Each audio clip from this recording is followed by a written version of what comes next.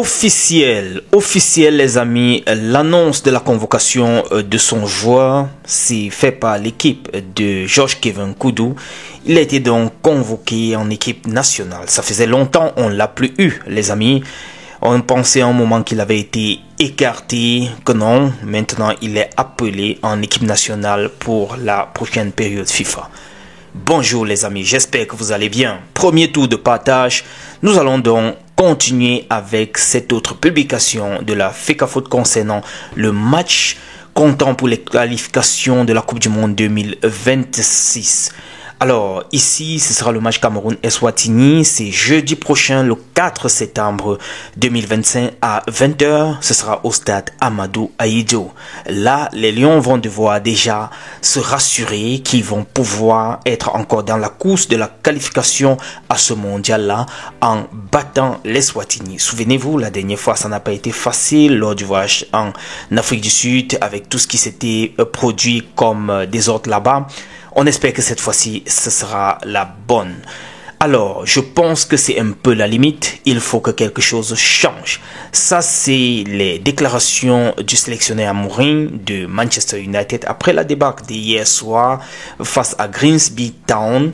Grimsby Town qui est une équipe de 4e division anglaise qui a fessé, je dirais ça comme ça, Manchester United.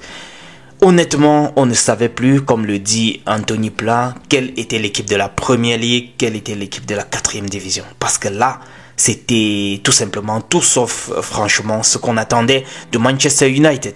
D'abord, mener 2-0, comme ça, à peine 35 minutes, something like this, de jeu.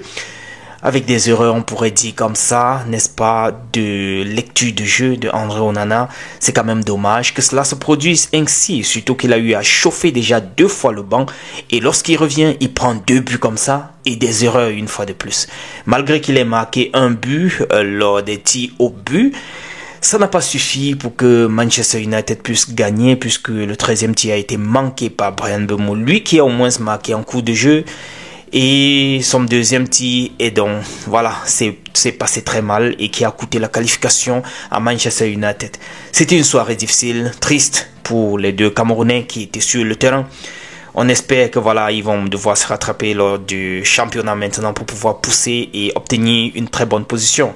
Voilà, le coach n'est pas assez optimiste parce qu'il parlait de 13e place comme objectif. Je ne sais pas si c'est une blague, mais bon, qu'à cela ne tienne.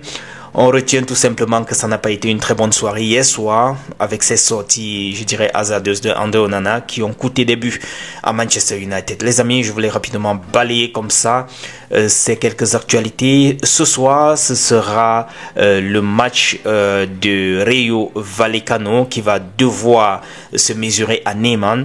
On nous apprend que le jeune Etienne Eto'o ferait partie du cadre qui va devoir aller défendre ou bien essayer d'arracher une victoire face à Neyman. Retrouvons-nous dans la prochaine publication au courant de la journée les amis. D'ici à là, je vous dis bonne journée. Ciao.